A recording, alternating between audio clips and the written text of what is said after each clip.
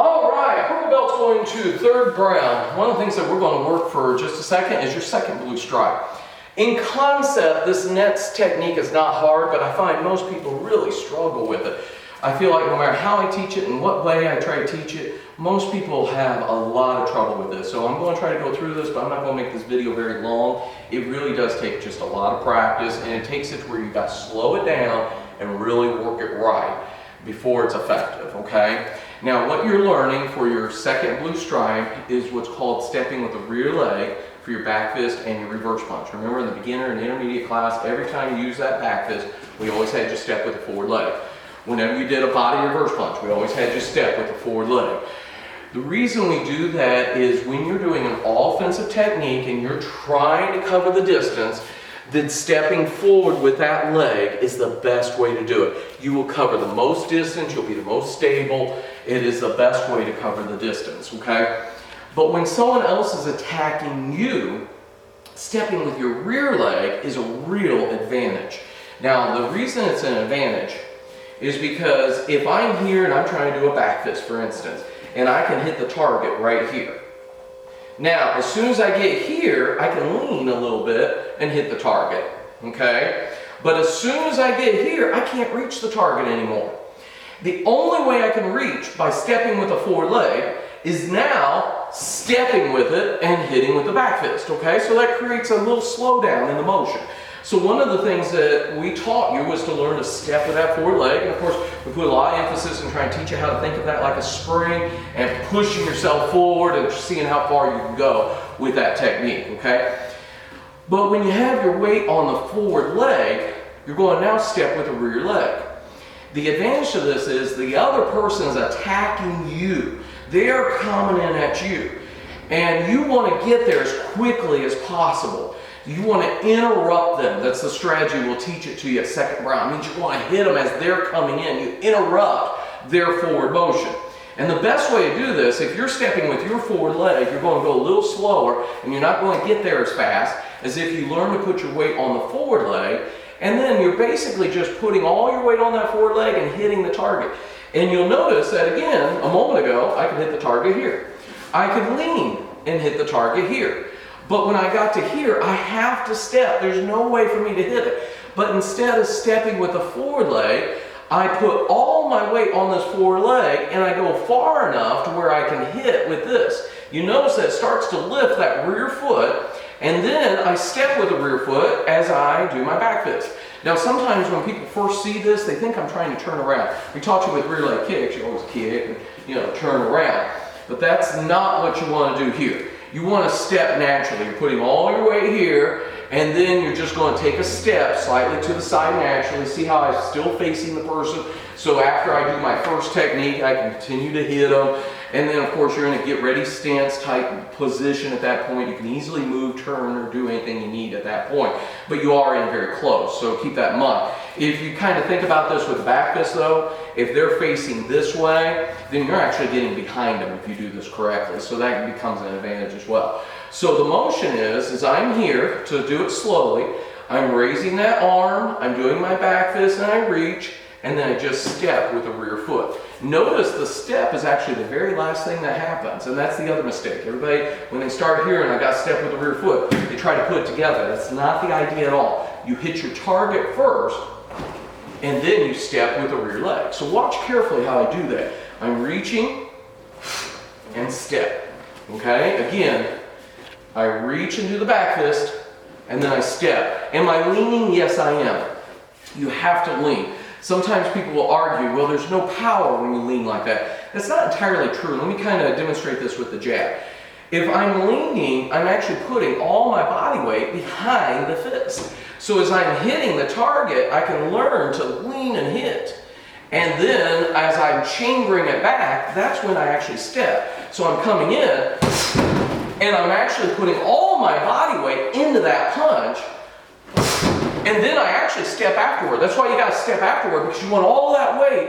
It's almost like I am being balanced by my hit.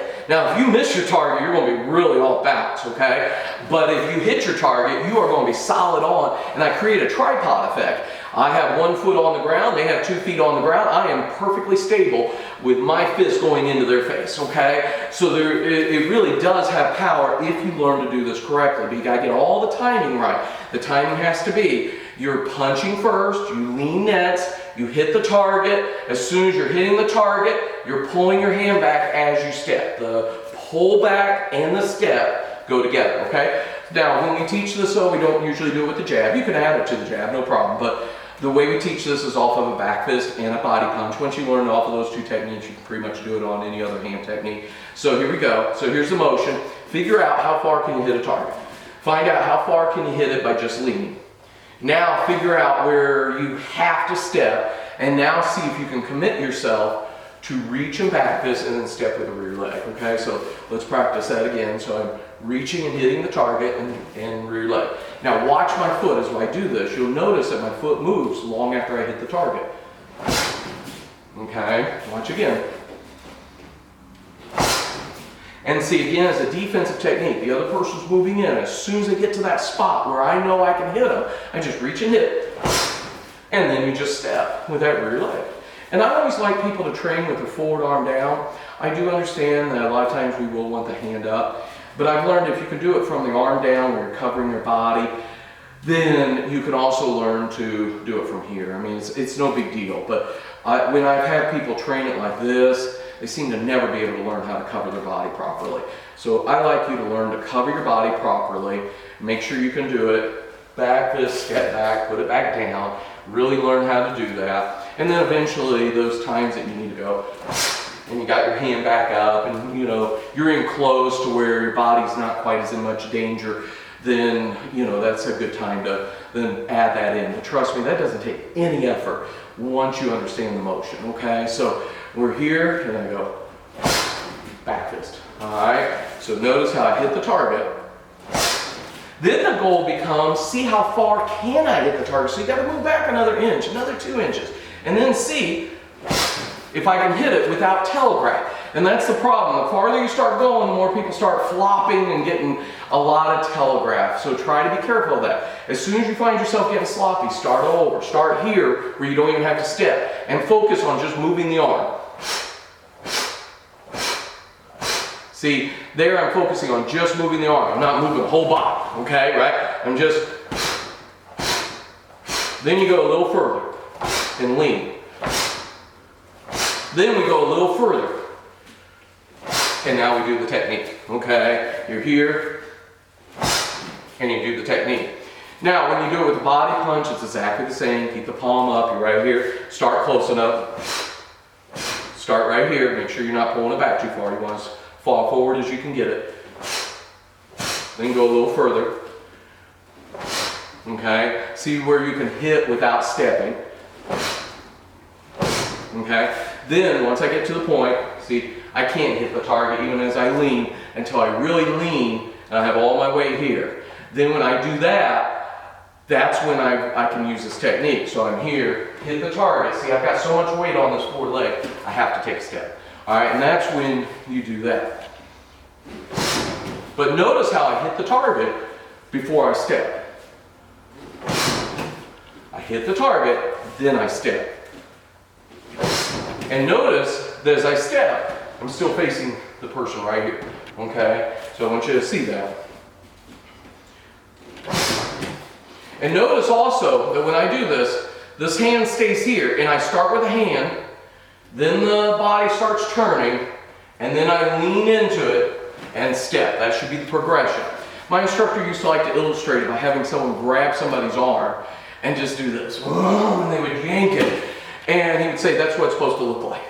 And that's really what it is. You've got to learn to let the hand go, then the body, then you put the weight on the leg, and then as soon as you touch the target, you snap it back as you step.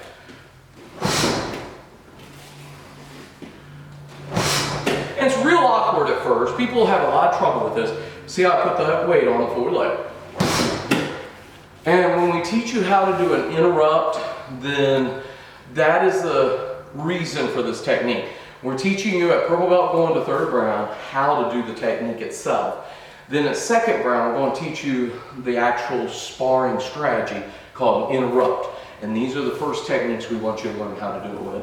All right, so this is the requirement for the second blue stripe for the purple belts going to third brown. You have a great day. We really miss having you in the dojo, but I know I'll see you soon.